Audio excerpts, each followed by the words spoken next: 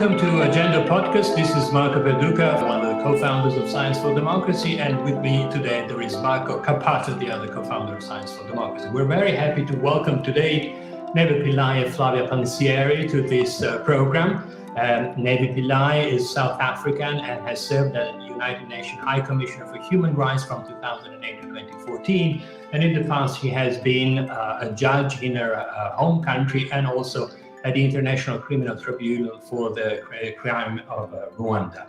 Flavia Pansieri has also been Deputy High Commissioner for Human Rights at the level of Assistant Secretary General. The topic for today's podcast will be the intersection between human rights, the environment, and how science can also be treated now that the UN has adopted a general comment on Article 15 of the International Convention on Economic, Social, and Cultural Rights as a human right per se. But the first question is for Navi Pillay, and we welcome you once again to be with us today. In a moment in which the entire world has been under lockdown, and unfortunately maybe soon again in those dire circumstances created by the coronavirus, how much human rights have suffered as a consequence of trying to put stress or more stress on health rather than other individual liberties and freedom that have characterized our life in the past? Well, thank you very much, Marco, and thank you for briefing us on the organization Science and Democracy.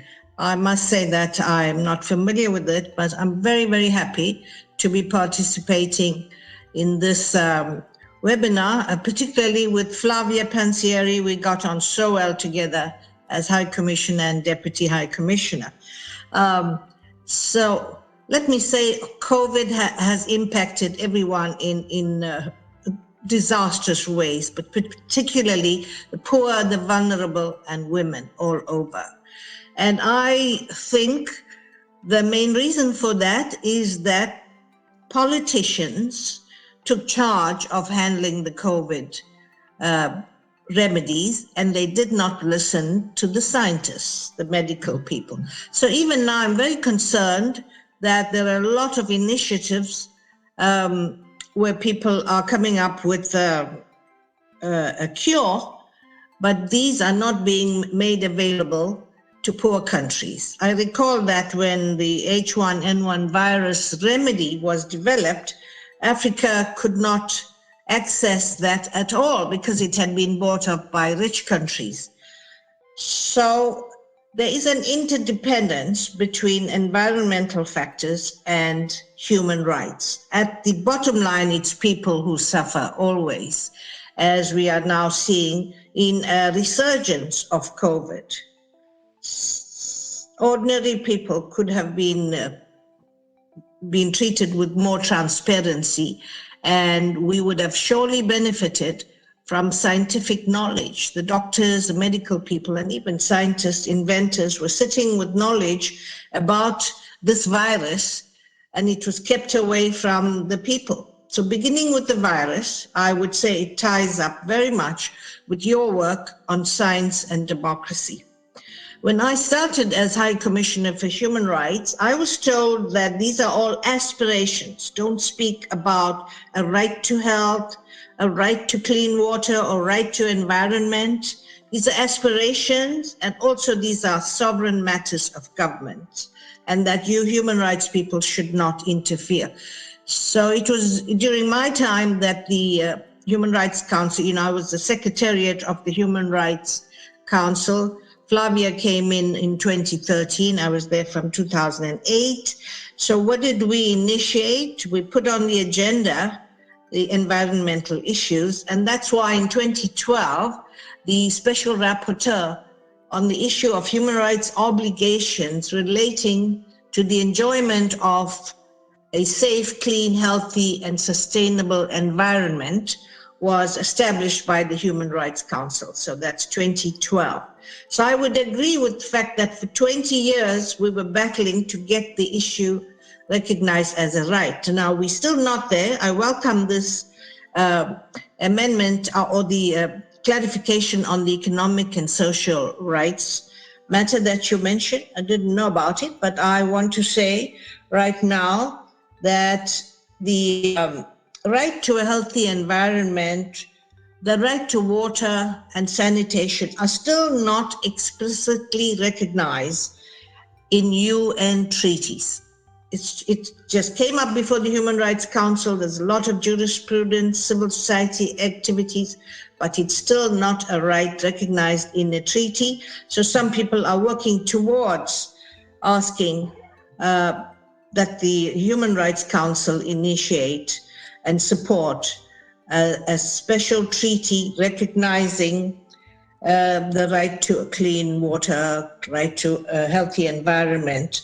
And if this happens, then it will ensure that the right is taken seriously. I know that you also mentioned the criminal side of it. It's true, I have many years of experience as an international criminal judge, and I'm following civil society's motivation of a new crime of ecocide. I have my doubts about starting new instruments. Like you said, Marco, we should work within the existing instruments. Existing international crimes are just four: genocide, crimes against humanity, war crimes, and aggression. So somewhere in that, we have to fit in devastation of the environment. Why? Because it affects people's lives, livelihoods. It's such a threat. I think they've made a small headway in the International Criminal Court when they convicted the individual from Mali who had destroyed these ancient sculptures of the Buddha and so on. So that is environmental damage coming under a crime against humanity.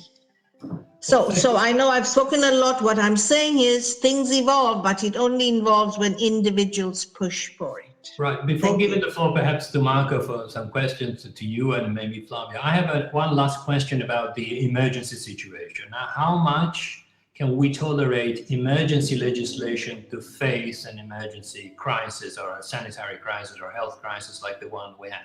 I was reading the other day the report by Freedom House about the crisis that democracies or non-democracies are going through, and it seems like half of member states of the UN have adopted legislation to cope with the COVID and are still insisting on keeping those legislations in place. Italy is perhaps one of those, but of course is not exploiting it for other reasons, that have been able to either suspend or postpone elections, that are curbing freedom of speech, that are curbing certainly freedom of assembly. So how much, in your views and experience, an emergency situation should be linked to the emergency, and how, if any, is there any international instruments that could be used to try and limit the damages that special laws, also in special times, have to be limited and circumscribed?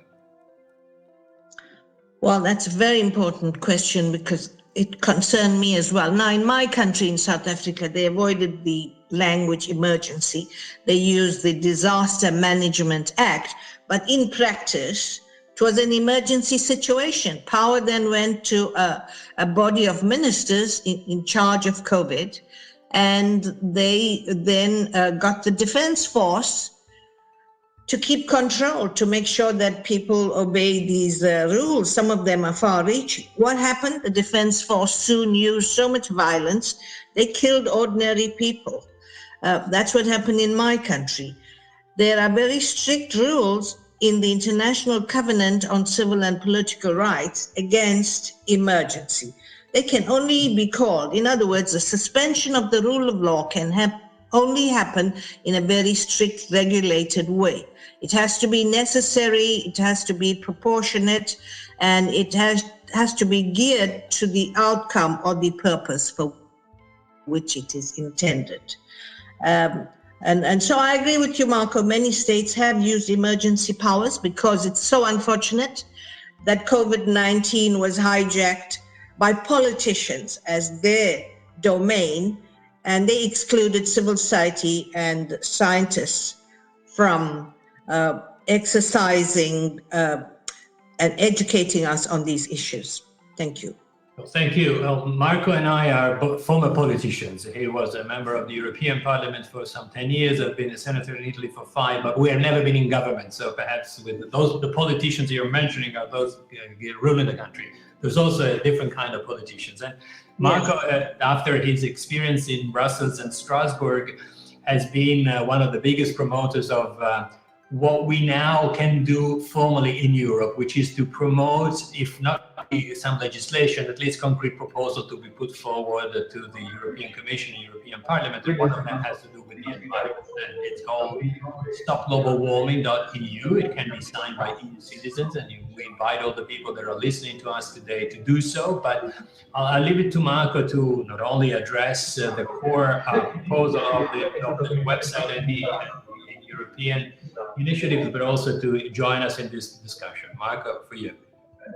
From Marco to Marco, thank you very much, and also welcome to Navi, Pillay and Flavia Pansieri too, and thank you very much for Flavia for having made this connection for us for the stopglobalwarming.eu campaign, Humans and Science for Democracy.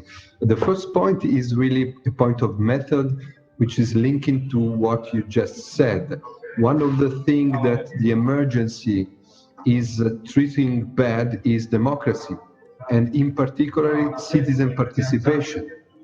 The European Union was supposed to hold a conference on the future of Europe, and this was the first thing that was suspended, and now is not anymore on the agenda of the institution. It should have been the occasion to rethink the whole European institutional structures, and the crisis would have been the right moment to do it. But that was the first thing that was cancelled from European agenda. So this is a reason more to activate the tool through the internet, the tool of citizen participation, as we are doing with this European Citizen Initiative.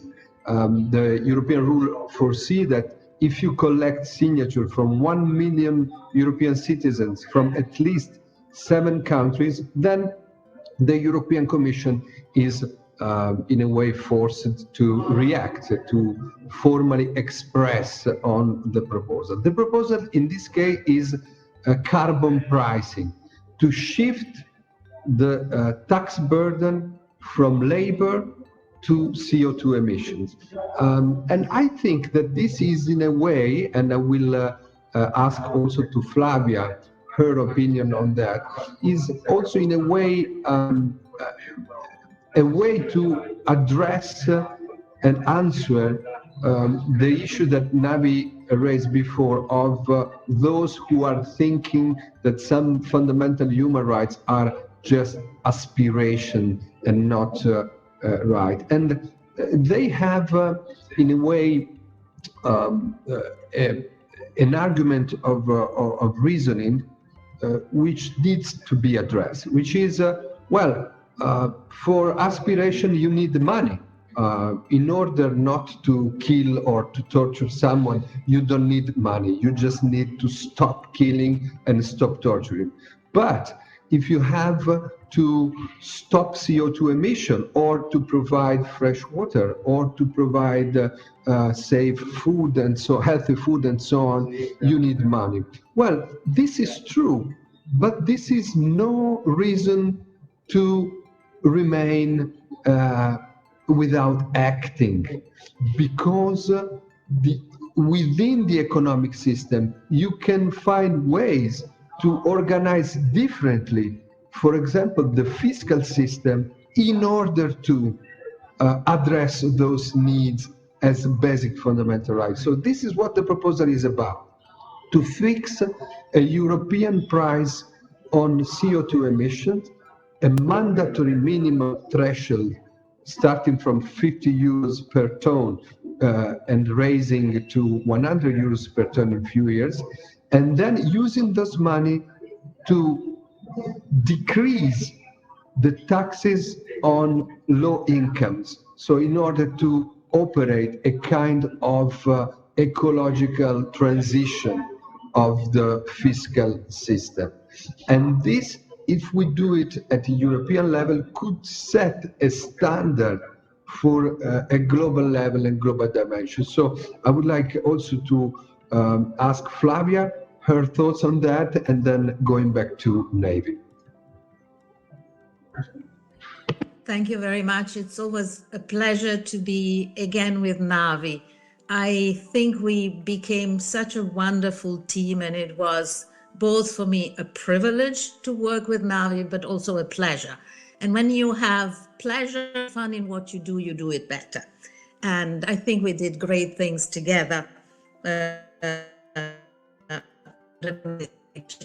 My getting involved in the Stop Global Warming campaign is really the continuation of what I have been doing over my 30 plus years career with the UN, when I've been serving in developing countries, thinking of Bangladesh, Myanmar, Laos, Yemen, which is a dry desert country subject to floods, incredible as it may sound.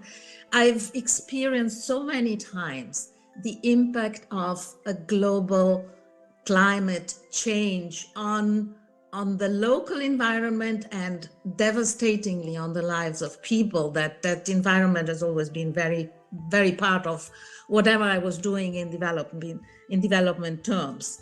The current situation is both worrisome and at the same time offering perhaps some opportunities, like every crisis does. If we look globally, and I was thinking this morning, we have on the other side of the Atlantic, at least now, and we'll see what happens on 3rd of November, climate change deniers in government and positions of authority, no help from that side. If we look at the BRICS, the countries, including South Africa, we have China, whose commitment to environment is, I would say at this point, at least questionable. We have Brazil, where sadly it's not questionable at all. It's again, a climate change deniers. India also, and South Africa. Well, same as you don't do a revolution alone. If the BRICS are only represented by one country, not much can happen. And Navi may say more about the position South Africa is taking now on issues of climate change. So in terms of the big players internationally, Europe is the only one that is still there to take the lead, as Marco was saying, and to give the example. So the success of this campaign for me is very important for Europe, obviously, but also beyond, for the traction effect that it could have.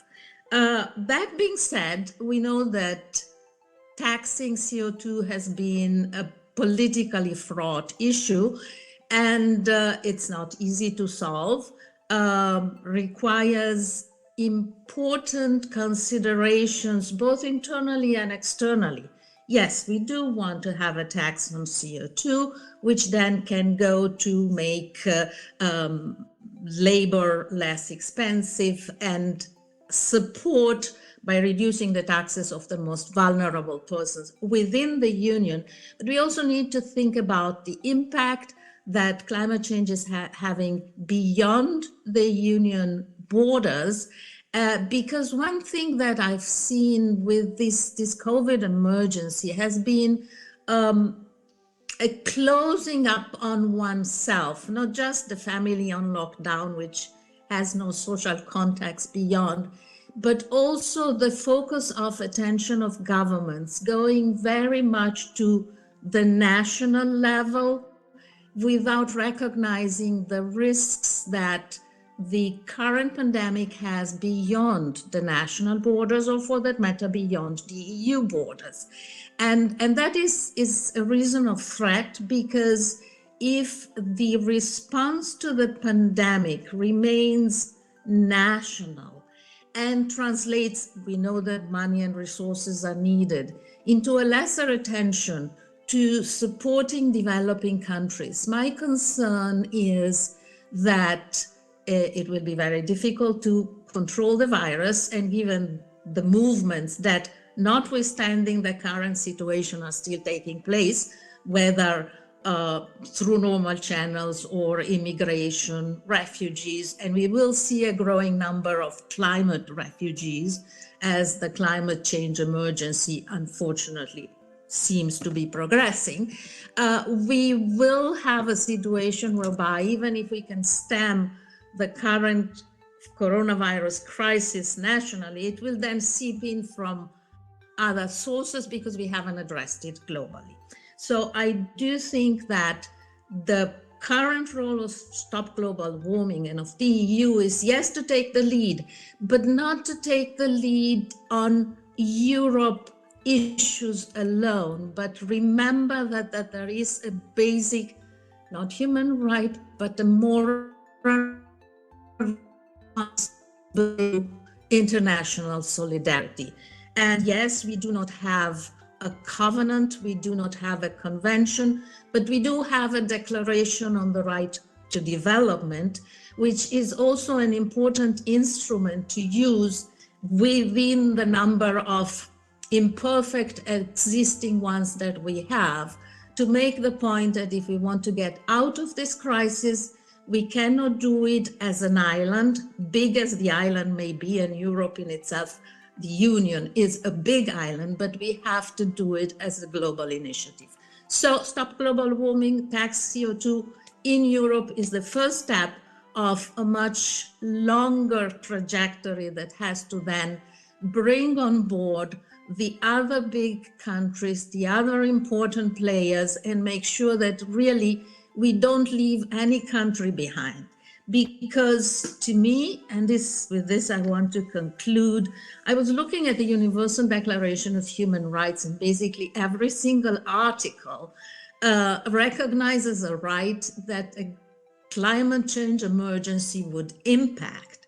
And it's not just a matter of economic and social rights, even civil and political. I was looking at Article 15, which is the one everyone has a right to a nationality. Very good.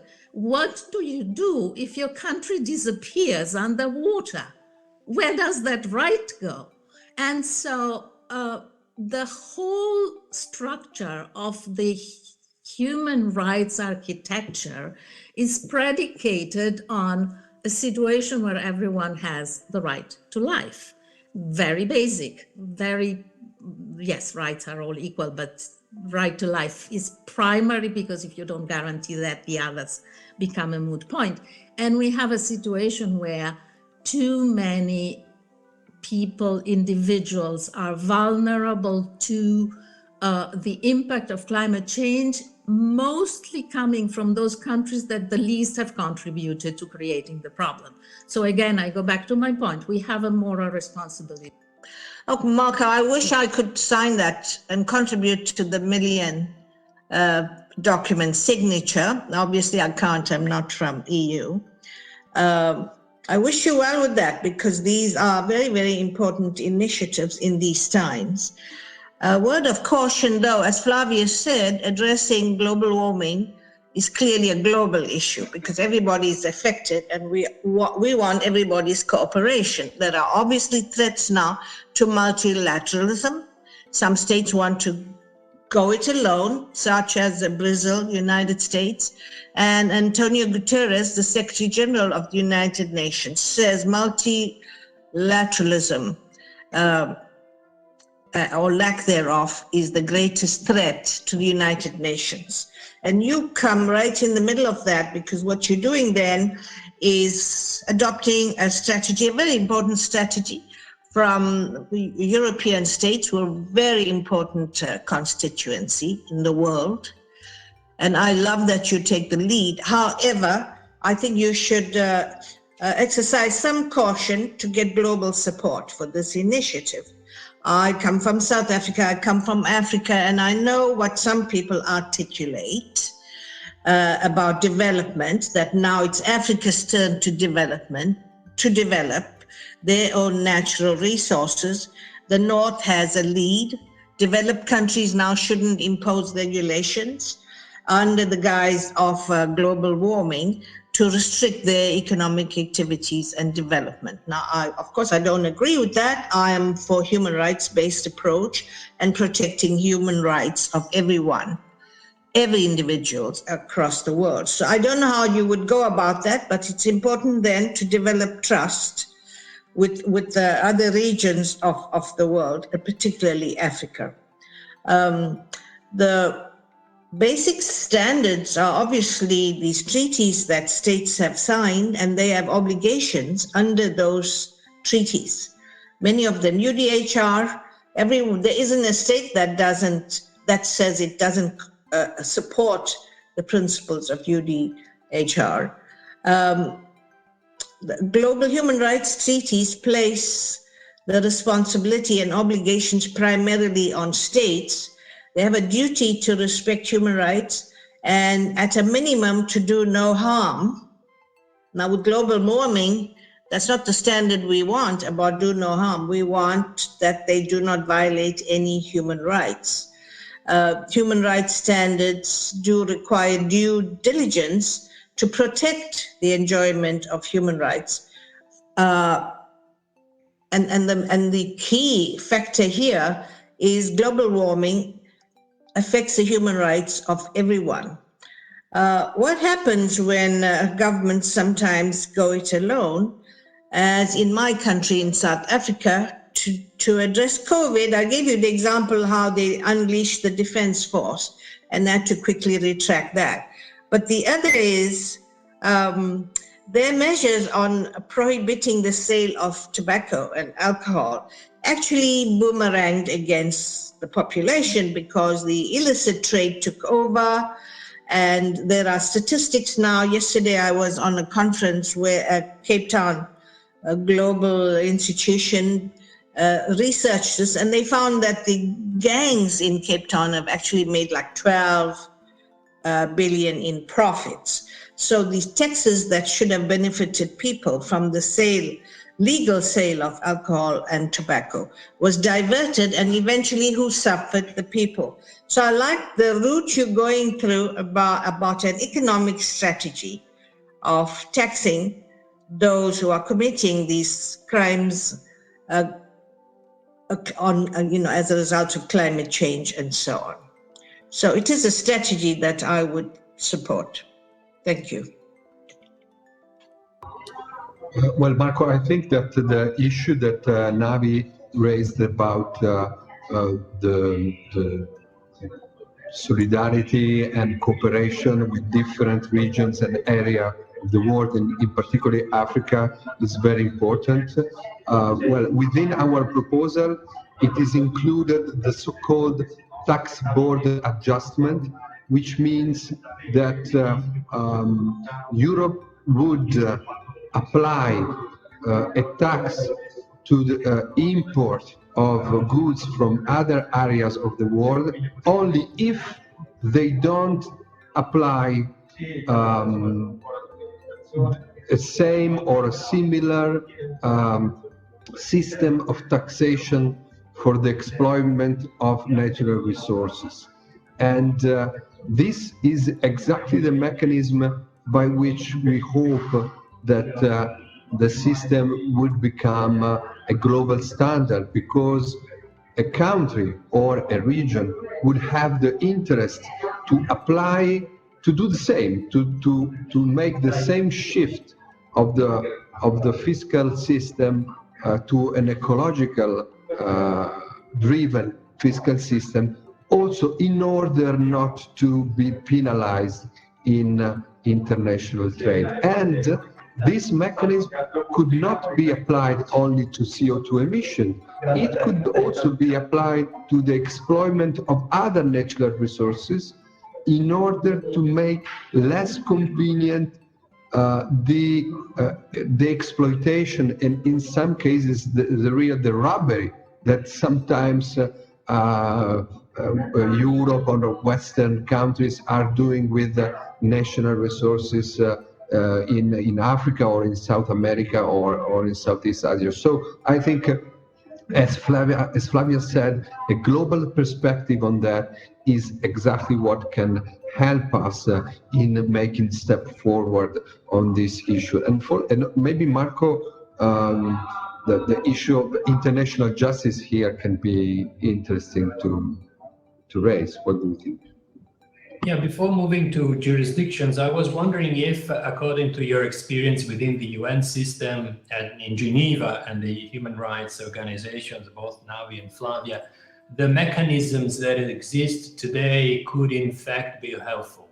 One could be the Special Rapporteur on Human Rights and the Environment, which is certainly one of them. Or if there is any other compliance mechanism that is there but never used or triggered because not many people, NGOs included, do not know about it. I remember when there was a Commission on Human Rights 20 years ago, there was an infamous Article 32 or 33, which was a procedure so complicated to trigger that nobody would ever have done that. But so according to your experience, is there anything that could be activated and that isn't, and how perhaps to strengthen some of this work that is necessary, meaning monitoring and reporting could suggest splitting human rights and the environment so that the person mandated to monitor the right of the environment, however we want to frame them, given the lack of international instruments, could do a better job than the good one that they're doing today. Who wants to go first? That has to unmute. Flavia. Thanks.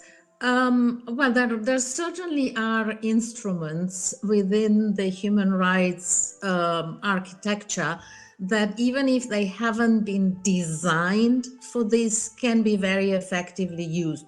The first one, I'm sure Navi would agree, is the UPR, the Universal Periodic Review, asking countries when they go to the Council to report what they do in terms of protecting human rights, to also report how do they take into account the threat that climate change is posing to the enjoyment of these rights. A rapporteur on environment, of course, is equally important. I think the presence that the Office of the High Commissioner has in a number of countries could also be activated in terms of looking at what is the legislation locally that addresses climate and environmental issues, providing support, advice as required to make sure that legislation is environmentally friendly, so that you can act both at the local country level as well as at the Human Rights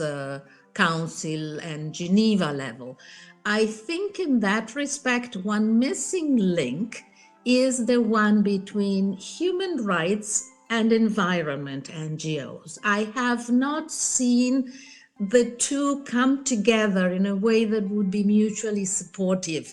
In my experiences in the field, there was the environment NGO doing its thing, human rights NGO, and I think there is a potential for citizens' initiative in a more cooperative manner, where those who are more familiar with the undoubtedly complex issues that environmental protection and climate change presents from a scientific viewpoint can support those who are, from the human rights perspective, familiar with the instruments that could facilitate the legislative development required to bring in environmental protection. To me, that is a link that I haven't seen yet, and that perhaps should be more intentionally pursued.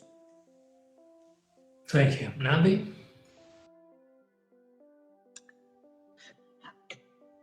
You know, when we were going through this period of hate speech in Europe and in the United States with Trump, and you remember how alarming it was, and then he withdrew from the Paris Peace Accords. A number of special rapporteurs came together on that because they saw that as a cross-cutting issue.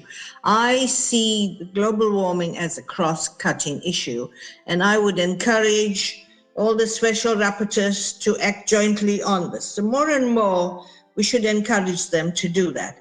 Then there is the Human Rights Committee, and the Committee on Economic, Social and Cultural Rights. Those are very important committees where questions could be placed before them to develop the jurisprudence. And of course, don't forget the High Commissioner's voice. The High Commissioner has the power to introduce an item on the agenda of the Human Rights Council. Sometimes it's not going to get there unless you convince the High Commissioner to put it on the agenda. And this is our new and emerging issues get addressed in the Human Rights Council. And you start off slowly, step by step, it evolves and becomes strong. Obviously, they don't have a special rapporteur for democracy because democracy is not recognized as a right. So some mandates may come close to that. It may well be a cross-cutting issue as well. Of peace, they have a special rapporteur for peace, I think. So some come close to that. So just off the cuff, then, these are my ideas. And I agree with Flavia. There are many tools there that we can use to get special rapporteurs, the Human Rights Council, and the committees to focus on this. Eventually, those issues move to the UNGA to get discussed there. Well, thank you. We are trying to pursue also another avenue, which is getting in contact with victims of the crimes committed against the environments that is also affecting their daily lives. And you mentioned Brazil before, and certainly indigenous peoples of the Amazon are one group that is suffering the most because of what is happening there. Same could be said of the Sahel populations that even if they're not at the center of a direct campaign directed from a government against their environment, they are suffering from that. The last question on this topic could be how much finding ways to try and highlight the intersection of all the elements that you all both mentioned and also Marco brought by presenting Stop Global Warming.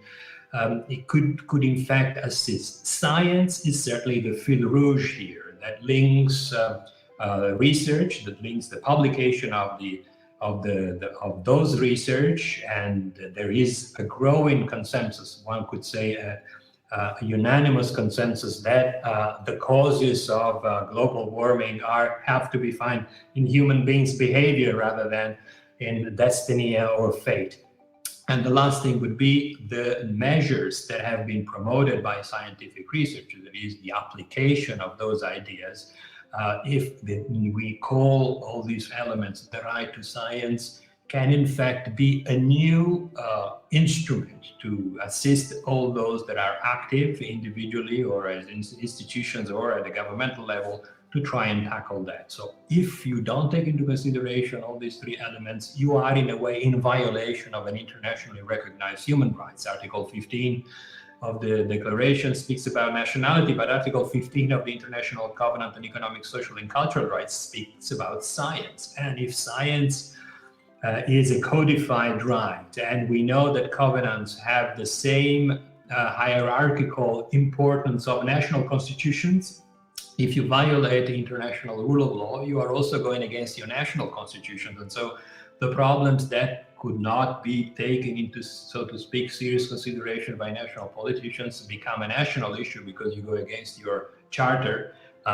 There are other ways to help civil society bring this action before public opinion. Then, of course, the compliance mechanism there is not clear, but if we do not start this conversation, it may not be easy to find a possible solution. Marco and I have been promoting the ICC since the mid-90s, when it was a utopian dream of some human rights activists, and it became a reality in less than 10 years, if you want. And so it's important that also people that have an experience and have ideas that are intellectually involved also in a very committed way, like you two, could, whenever possible, address the issue of this new, which is not really new, but now it's more consolidated thanks to the general comment on science. Right to science, right of science when we speak about research, but right to science when we speak about the enjoyment of the benefits could find any opportunity to try and mention it and include it in your discussions and works and webinars, and now that we cannot meet in person, unfortunately, for some time. But it would really help us in trying to promote three things that were at the center of our 6th session of the World Congress of Freedom of Research that we organized at the Commission of the African Union in Addis Ababa in February, which is sharing knowledge and information, cooperating across the board, not only geographically, but also the different constituencies, and certainly find places to coordinate all this work, because otherwise we may are running the risk of not enjoying at the same time what is a universal right. So if you don't have concluding remarks, we would like to thank you very much for finding the time to be with us today. Agenda Podcast is also your podcast. So every time you have something that you want to share to our audience, you're more than welcome to get back in touch with us, and we will share our discussions with a wide audience. And we also commend your work. And we hope that in the future there will be other opportunities to continue this conversation, but also thanks to the experience and the critical views that you may now have as former members of a very important system. And your proactive approach, there will be additional opportunities to find proposals to put on the table of those politicians that do not have a good reputation in some circles and perhaps on some occasions. Thank you very much. You can still follow us at sciencefordemocracy.org. Goodbye.